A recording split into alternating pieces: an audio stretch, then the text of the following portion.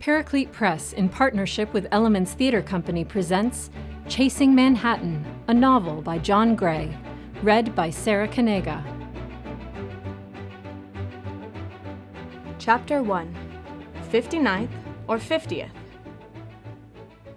For the first time in her life, Chase Harrington was hiding. A self-imposed witness protection plan made necessary because she wrote a book that inspired strangers to pack up their lives, drive cross-country, and seek her help fixing what was broken. In most cases, their lives. But a person cannot give what they no longer possess, and whatever magic Chase had conjured in the past, if it ever existed at all, was gone. The true account of what happened to Chase in an abandoned church in Manchester, Vermont, and how she healed a hurting town was the stuff of legend, but it was over. The visions, or whatever they were, had vanished like a morning fog on a warm autumn day. Chase was deeply in love, and it was the object of that love that held her hand tight and told her she needed to get away, at least for a while. Chase was smart, so she figured if the best place to hide a grain of sand was on the beach, then the perfect place for her to disappear was a big city, like Manhattan. And that's where, for the last 12 months, Chase opened her eyes each morning with her faithful dog Scooter at her feet. This is where our story begins. It was a beautiful fall day in the city that never sleeps.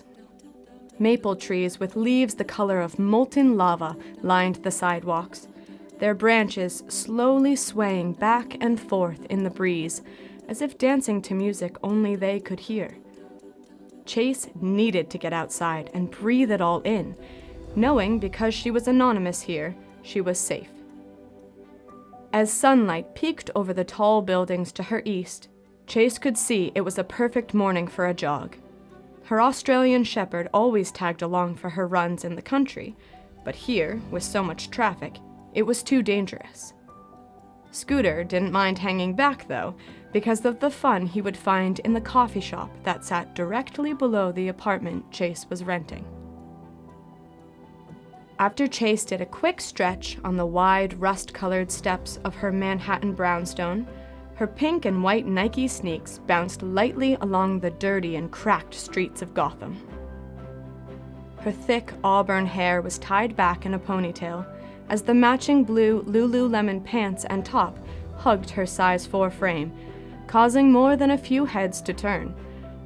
Her pace was slow enough for her to stop on a dime, watching out for all manner of mayhem in such a busy place. Those bike messengers were the worst, flying by silently with some top-secret package to deliver. Step by step, she made her way from her overpriced apartment in the Lenox Hill neighborhood on the Upper East Side toward Central Park for her daily 3-mile run. The smell of sausage and peppers from the corner carts filled the air, awakening her empty tummy. Whitney Houston was singing about wanting to dance with somebody in the tiny white pro beats that clung precariously to her ears, a birthday gift from her loving boyfriend, Gavin. It was exactly 7 blocks from her apartment on York Avenue to the entrance to the park on 5th, but these were Big Apple blocks, so it took nearly a mile to cover it. Once in the park, she'd turn left and make her way toward the famous Plaza Hotel. There, horse-drawn carriages carried tourists on a half-hour loop through the park, as drivers with top hats and exotic accents pointed out where they filmed Ghostbusters, or The Rock, where Macaulay Culkin met the Pigeon Lady in Home Alone 2.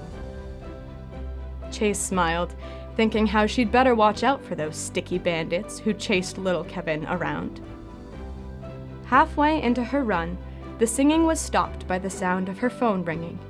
It was tucked away in the small blue knapsack strapped to her back, next to a bottle of Fiji water.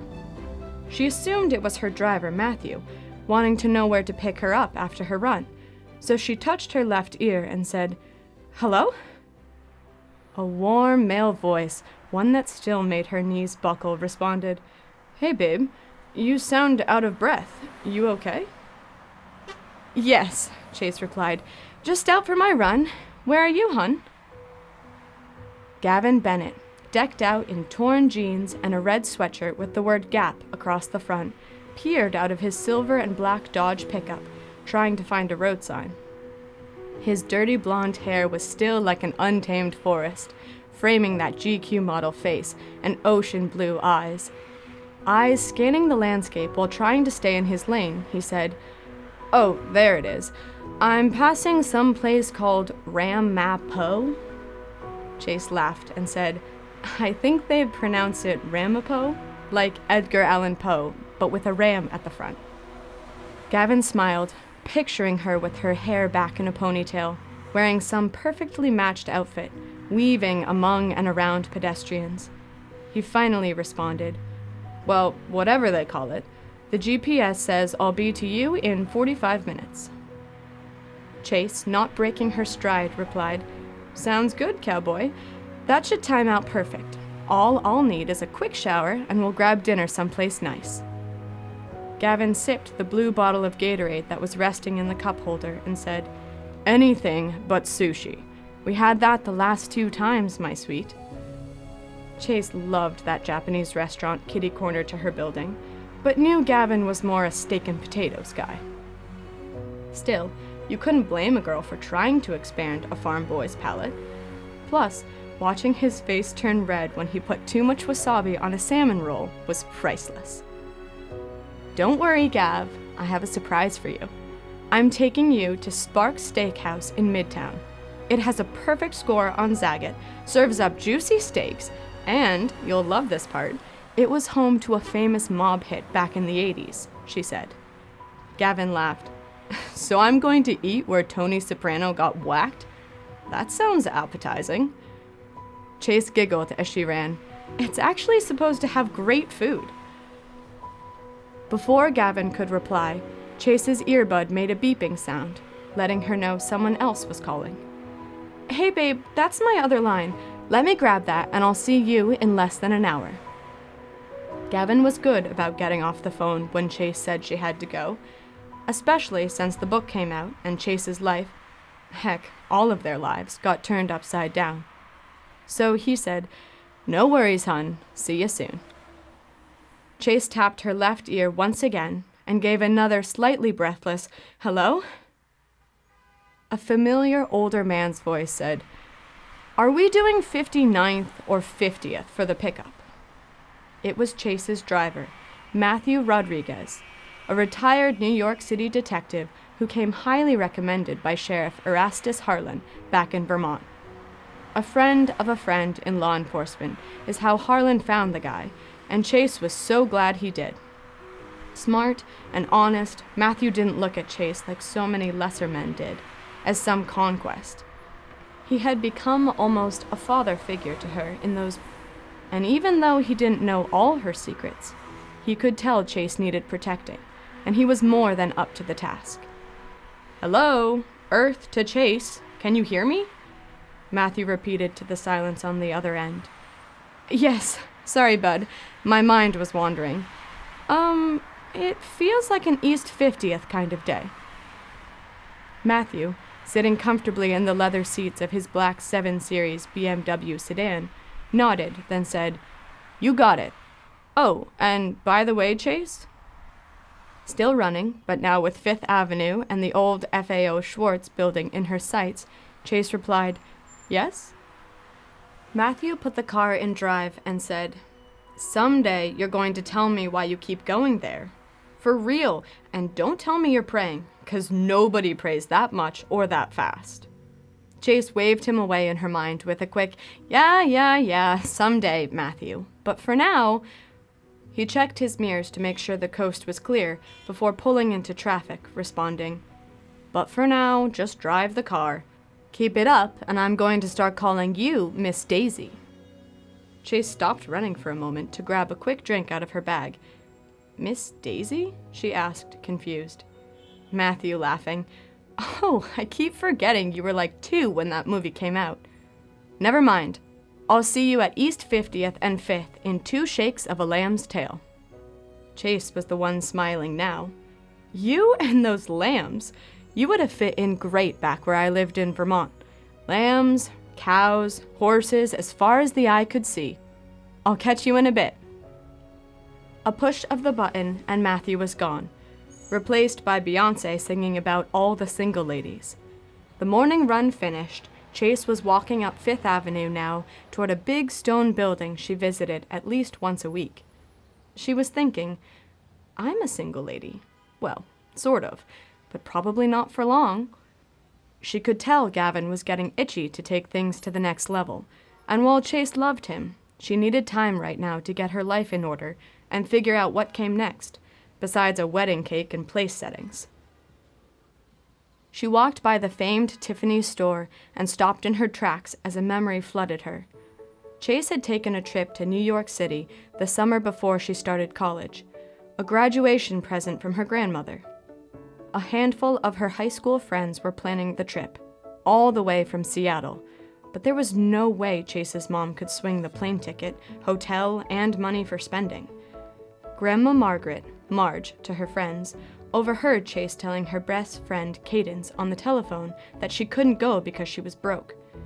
That's when Marge took her husband's old coin collection, collecting dust on the shelf, down to a dealer in Tacoma and got $1,000 for it. Those silver dollars, buffalo nickels, and Liberty dimes certainly added up.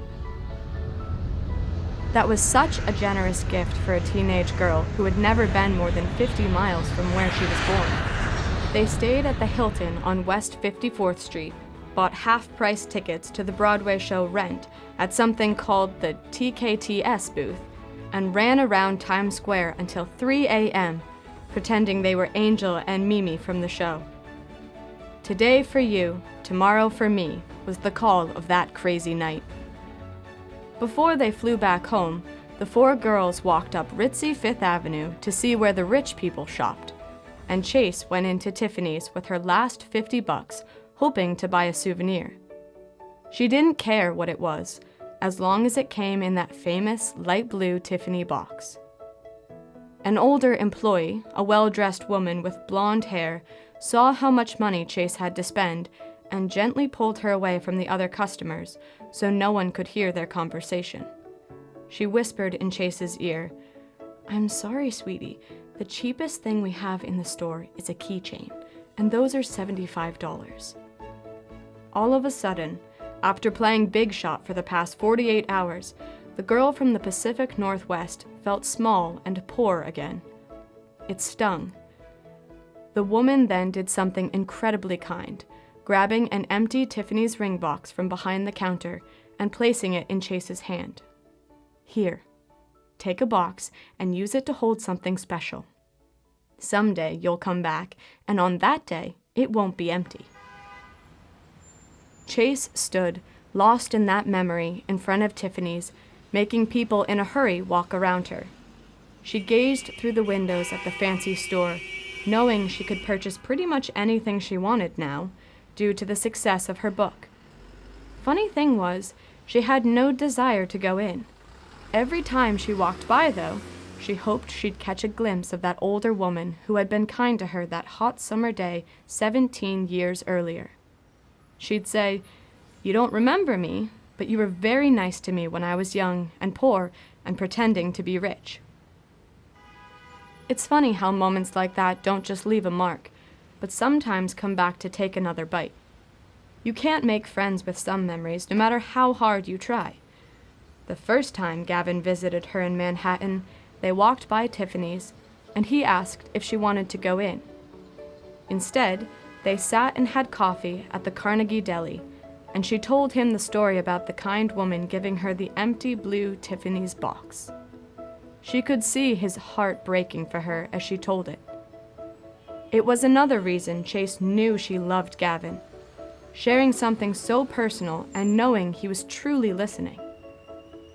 The thought of Gavin in the deli that day holding her hand made her smile when, "Excuse me, miss," someone said in a loud, rude tone, reminding Chase that standing still in the middle of the sidewalk on busy Fifth Avenue was an invitation for a collision. Sorry, she replied sheepishly, getting her feet moving again. As she passed a group of teenagers taking selfies outside the Versace store to her left, the all too familiar stone spires of her destination were beginning to come into sight. Parked outside the historic building was the black BMW with her charming driver Matthew behind the wheel. He looked up from his New York Post and locked eyes with Chase, shaking his head with a tiny smirk that said, "You're nuts, young lady, but go ahead. I know you can't help yourself. Go on in." Chase threw him a quick wave and then went up the steps where a security guard recognized her from her frequent visits and gave her a friendly nod. No vehicle, big or small, is allowed to linger long on Fifth Avenue, especially at the corner of East 50th near Rockefeller Center, but Matthew had no intention of circling the block or even shutting off the car's engine. He knew that 90 seconds after Chase disappeared behind those big wooden doors, she'd pop back out and come directly to the car, hop in the front seat, and say, "Drive, please." Sure enough, as if he were timing a soft-boiled egg, Chase did exactly that, exiting the building as quickly as she'd gone in. The security guard wished Chase a good day as she skipped down the steps, passing a large group of tourists who had just gotten off a Greyhound bus. They were young and wearing matching yellow t-shirts so they wouldn't lose each other, cameras at the ready, heading toward the large stone structure.